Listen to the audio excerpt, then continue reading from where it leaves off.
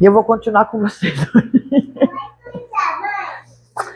Hoje, na hora que eu... Hoje não, quando eu comecei a...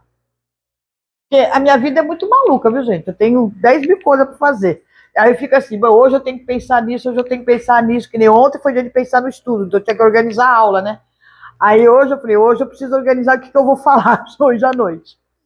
E aí eu mexendo lá nos meus livros e me envolvendo no que eu desejava falar com vocês hoje, me veio a intuição. Ai, que bom que ele veio.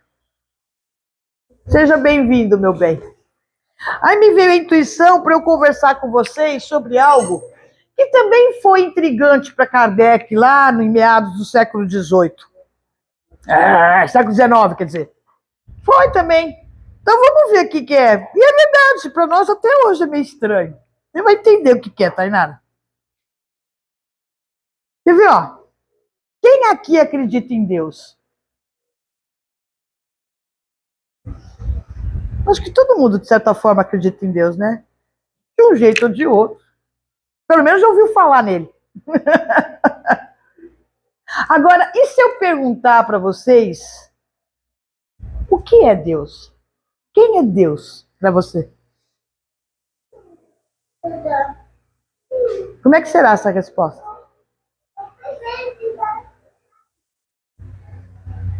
A gente não consegue, né? A gente não consegue definir. A gente consegue, seu Antônio? A gente mesmo esquece que a gente sabe, seu Antônio. Estou falando assim. Quando a gente pensa em Deus, a gente consegue definir Deus? A gente não consegue. Fica meio. A gente fica assim. Então, mas isso que a gente estuda, mas assim, o que é a inteligência suprema, né? A gente fala que Deus é tudo. Ah, Deus é tudo. Deus é amor. Ah, Deus é a natureza. Eu vejo o pessoal falar, Deus é a natureza. Olha para a natureza que você está olhando para Deus. Não que não seja, mas mas não é o que define Deus. E essa foi uma dúvida também de Kardec. Sem sombra de... Foi a primeira, porque quando Kardec realmente assumiu o compromisso de codificar as obras, né? As obras básicas, que começou com este livro aqui, ó. Livro dos Espíritos foi o primeiro que ele escreveu. É um livro que tem 1019 perguntas e respostas. As perguntas todas foram ele que fez. E as respostas, a espiritualidade que deu. A espiritualidade envolvida na equipe do Espírito da Verdade. E a primeira pergunta que Kardec faz é exatamente o que é Deus? É a pergunta número 1 do livro. Está aqui, ó. O que é Deus? E ele recebeu essa resposta através de psicografia de vários médios que estavam trabalhando junto a ele nessa codificação, nessa apuração de dados, né? E todos eles receberam a mesma informação. Então a resposta foi unânime. Deus é a inteligência suprema, causa primária de todas as coisas. Essa foi a resposta. E aí, inteligência suprema, causa primária, ou seja, ele é a origem de tudo, né? Tudo começa nele. Depois dele que tem todos nós. Mas aí, Kardec, ainda não muito satisfeito, ele pega, que é a questão número 3, ele fala assim, então pode-se dizer que Deus é o infinito? E olha que interessante a resposta. Definição incompleta. A espiritualidade olha e fala assim, definição incompleta. Porque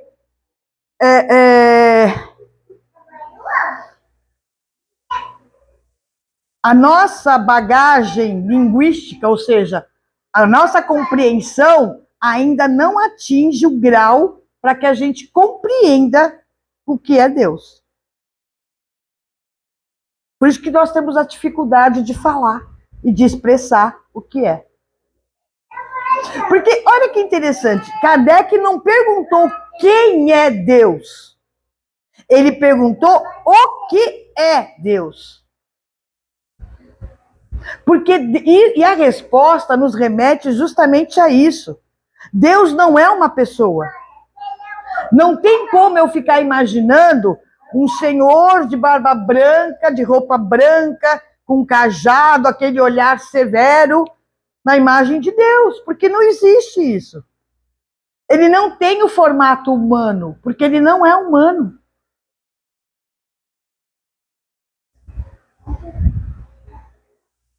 E a gente não consegue imaginar.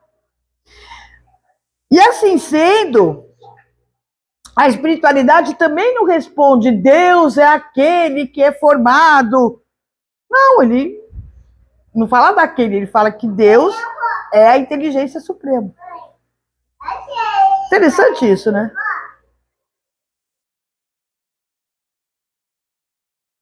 Cada um chama Deus de um jeito. A gente sabe que também existe essa questão terrena.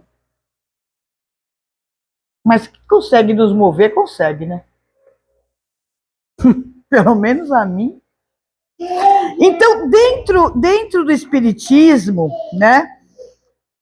Porque quando a gente olha para algumas religiões e algumas seitas e algumas convicções, Deus, ele é reportado, ele é transferido para a imagem da Santíssima Trindade. Vocês já ouviram falar disso?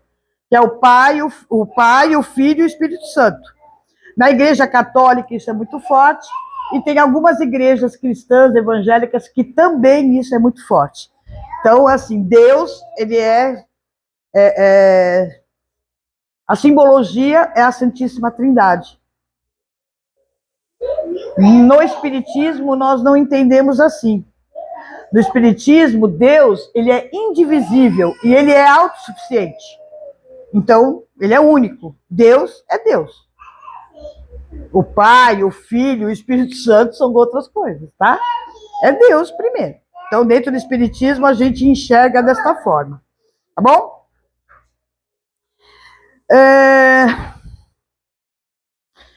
Deus não possui paixões humanas como nós.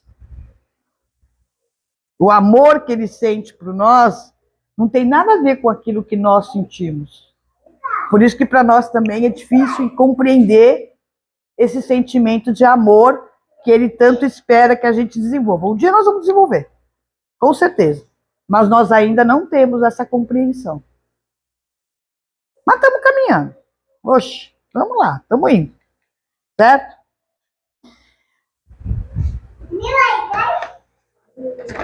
É interessante que também no livro dos Espíritos, Kardec pede provas da existência de Deus. É a questão número 4, se eu não me engano. E olha que interessante que eles respondem. Ele fala assim, a espiritualidade responde assim, não há causa sem efeito. Não há efeito sem causa. Ou seja, tudo que nos acontece, tudo que acontece, tudo existe uma origem. Ok? Isso é princípio. Aí ele fala assim, procure a causa de tudo o que não é obra do homem, tudo aquilo que é a causa não é obra do homem, é obra de Deus. E se é obra de Deus, prova a sua existência. E uma das provas da existência divina é um presente que ele deu para todos nós, que inclusive ontem, na aula, a gente falou muito, que é a intuição. A nossa intuição. Todos nós temos intuição. Todos nós. Sem exceção. Até o Rael já tem intuição. E a intuição é a voz de Deus. Na nossa interpretação, é a voz de Deus nos conduzindo para o certo. Mas nem sempre, né, Maria? A gente a ouve.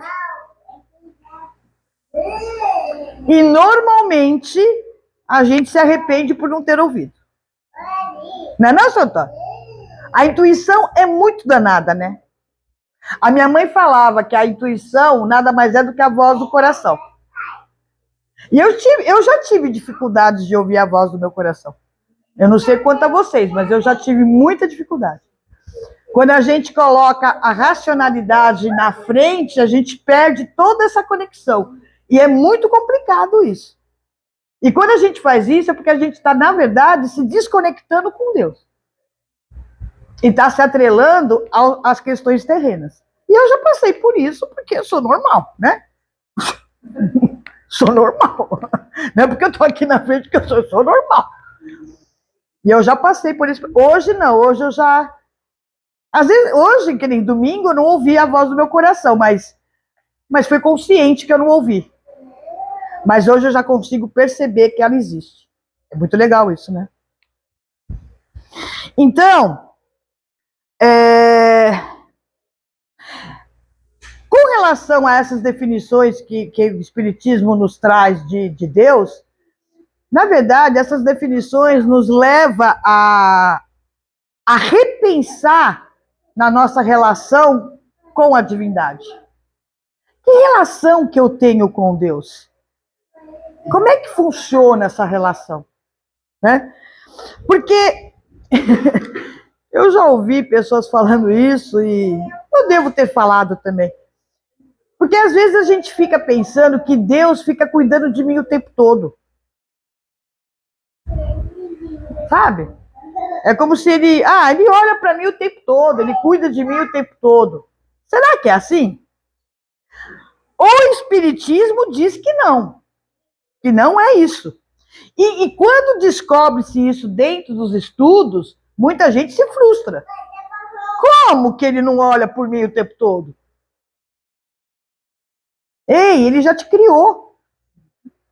Ele já te deu todas as condições para você conseguir prosseguir.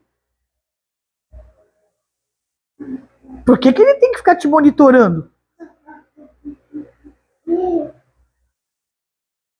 Então, segundo o Espiritismo, Deus não fica nos monitorando, porque Deus rege o universo por meio do quê? Das leis divinas, das suas leis. Neste livro aqui também, você vai gostar muito de ler esse livro, viu? Tem ali, ó. Este livro aqui traz, porque na verdade o Livro dos Espíritos, que foi o primeiro livro que Kardec escreveu, codificou, desse aqui vieram todos os outros, né, seu Antônio? É daqui que saiu o Livro dos Médios, o Evangelho segundo o Espiritismo, Céu e Inferno e a Gênese. Foi daqui. E neste livro aqui tem uma parte que fala só sobre as leis divinas, que são 12. Mas que a gente pode resumir em uma só. Só uma. A lei que Jesus, que aqui esteve, e outros espíritos também iluminados que aqui esteve, viveu e vivenciou, que é a lei do amor. Que nós também ainda não aprendemos e não conseguimos nem entender direito. Porque quando eu me afasto da lei do amor, quando eu me afasto da lei divina, eu sofro. Eu sofro. A minha vida fica vazia. Eu começo a ter sofrimentos, eu começo a ter angústias, eu começo a ter...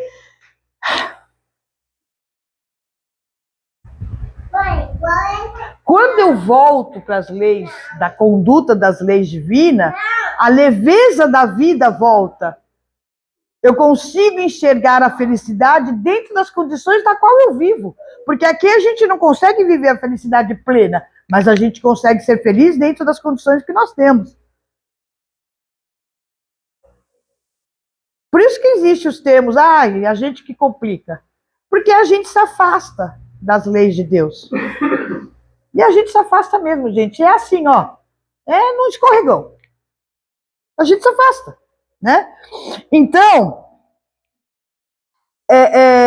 quando a gente age dentro do amor, ou seja, quando a gente atua em quaisquer situações de forma correta, generosa e desinteressada, a gente age dentro do bem para quem? Para o outro, não para mim. Aí que começa a confusão. Porque a gente age dentro... não, mas eu tenho que agir dentro do bem para mim. Isso é egoísta. Eu preciso agir dentro do bem para o outro.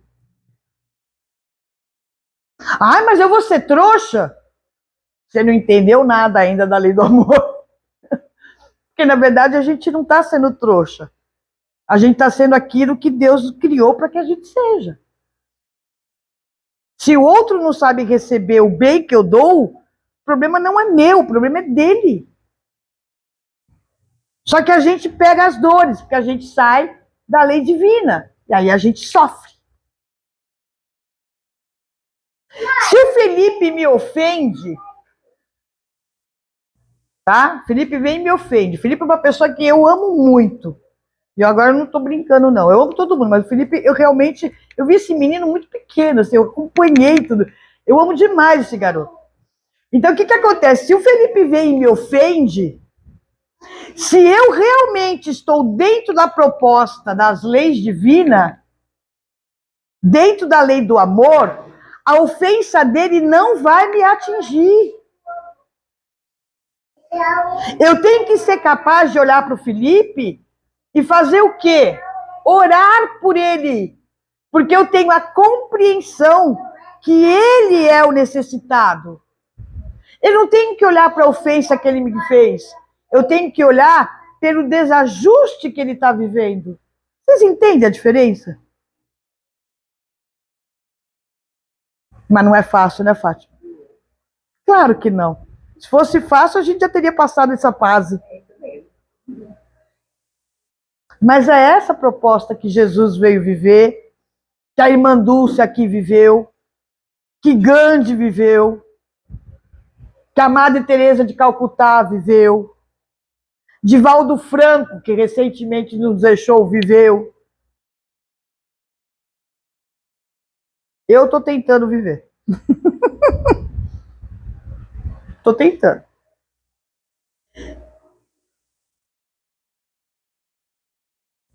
Quando a gente busca verdadeiramente, né, frear nosso egoísmo, a nossa vaidade, a nossa arrogância, quando a gente evita tudo aquilo que ofende o outro, a gente não sofre. Porque a gente vive o quê? Dentro da leveza do ser. Mas quem é que faz isso? E quando a gente encontra pessoas que assim o fazem, como é que a gente julga essas pessoas? Como bobas? Como inocentes? Porque a gente não entendeu nada ainda o que é Deus. E o que nós somos perante a Ele. Somos criaturas dele. E se nós somos criaturas de Deus, nós somos o quê? Nós somos centelha divina. E se eu sou centelha divina, Deus não precisa estar perto de mim me vigiando. Eu já sou um pedaço dele. Ele está dentro de mim. Quem faz ele adormecer dentro de mim sou eu. Com os meus atos, com as minhas escolhas e com o meu comportamento. Ele não vai ficar me monitorando. Jamais. E é interessante que esse movimento, né, de a gente escolher um caminho livre do egoísmo ou um caminho que seja enraigado de mágoas e de sofrimentos e de birras, que nós somos muito campeões de fazer, de vitórias e de conquistas ou de derrotas, a gente chama isso de justiça divina. Então, vamos lá. O Edson me fez mal uma vez na vida, aí eu não fiz nada para ele. Deixei o barco rolar. Aí passa-se algum tempo, eu fico sabendo que ele deu um escorregão assim, ele tá bem mauzão. Eu já vi muita gente falar isso. Normal, né? O mundo gira. Eu entreguei na mão de Deus. Eu não preciso fazer nada, eu entreguei na mão de Deus. Deus é justo. Ô, gente, nós não entendemos nada ainda sobre Deus. Porque Deus não é passional. Deus não dá privilégio para ninguém. Como ele me ama, ele ama o Edson também. Ele não vai deixar de amar o Edson porque o Edson me fez um mal. Eu quero que ele não ame o Edson. Mas o que é meu querer perto da lei divina?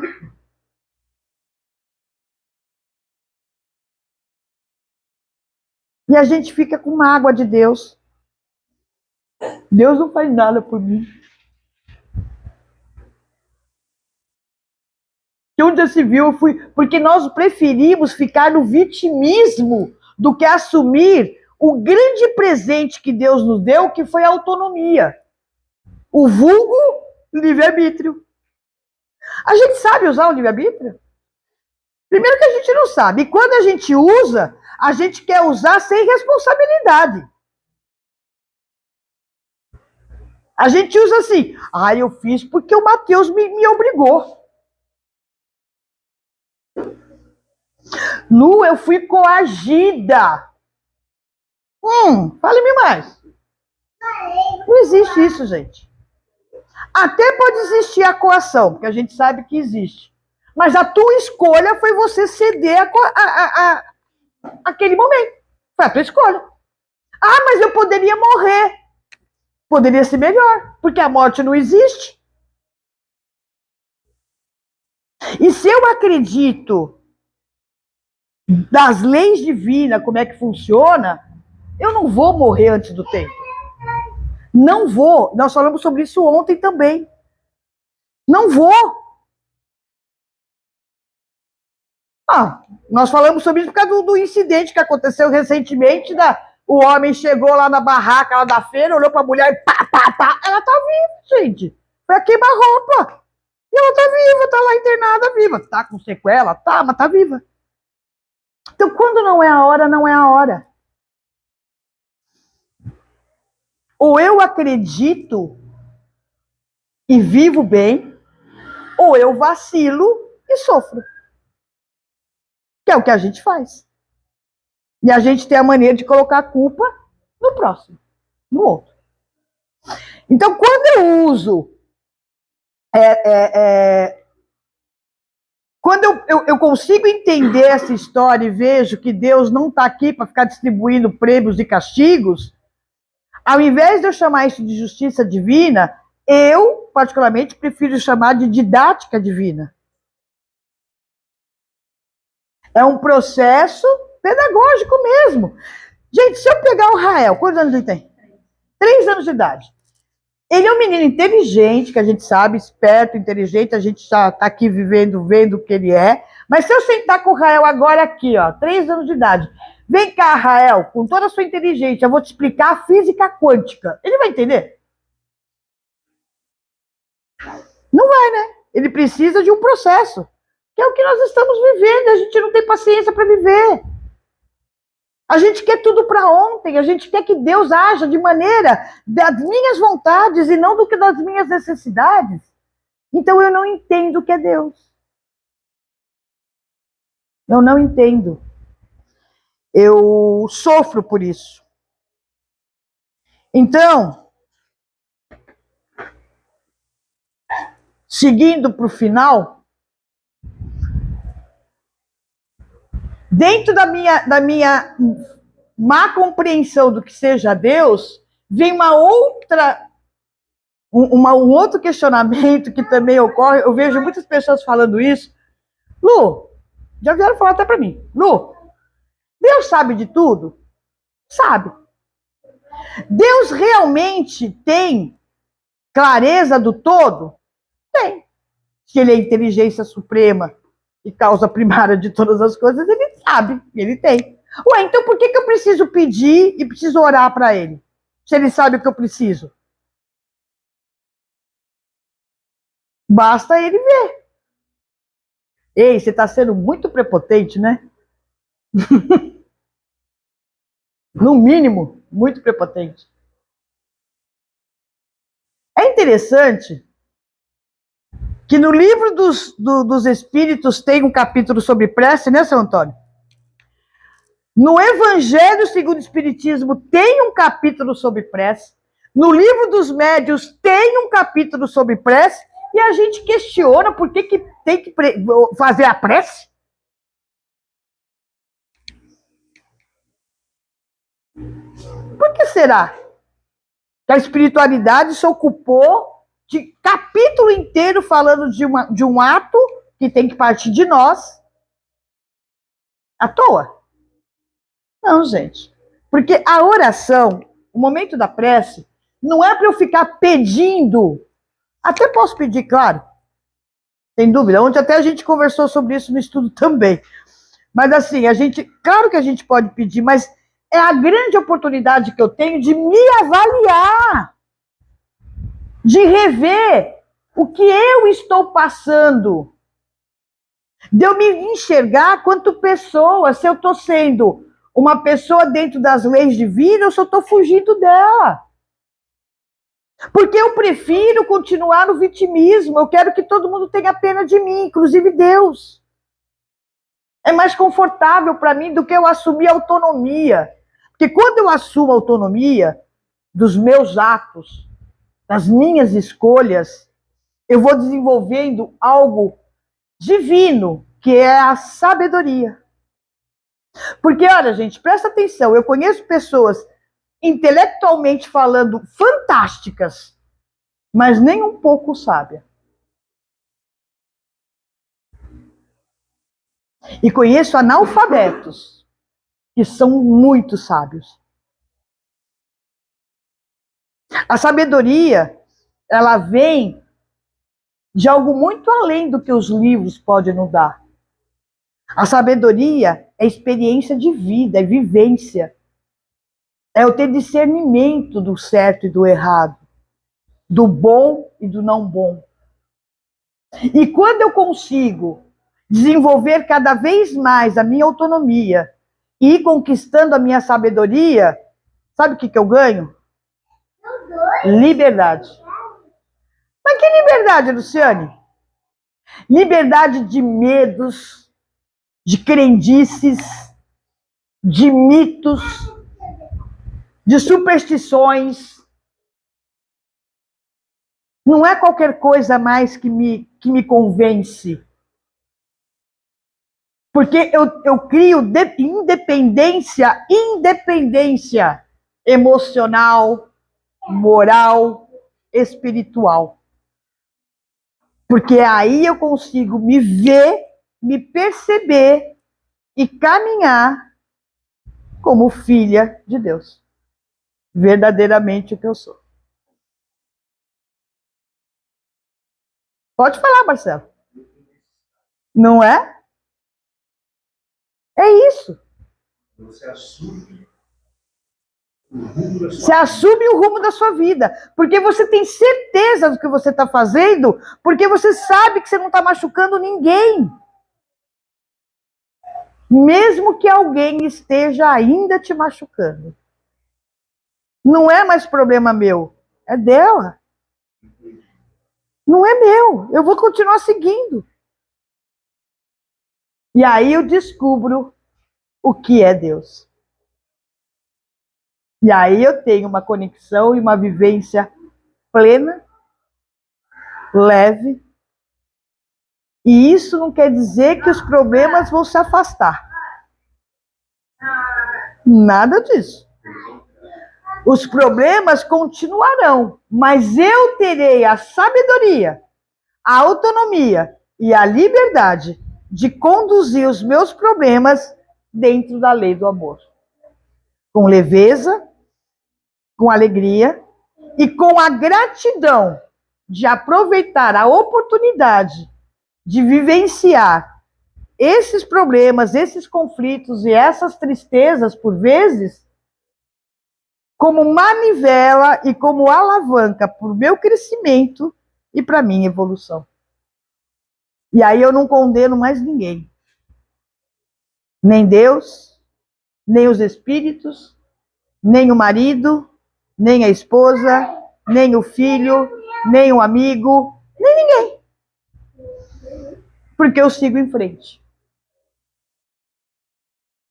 Então, eu vou encerrar a nossa conversa hoje dizendo para vocês, levem para casa e reflitam. O que é Deus para você? O que Deus representa na sua vida? E como é que você consegue definir Deus na sua existência? Beijo no coração de todos. Aproveitem a oportunidade de estar aqui. Se entregue, se jogue e seja feliz, tá bom? Beijo grande.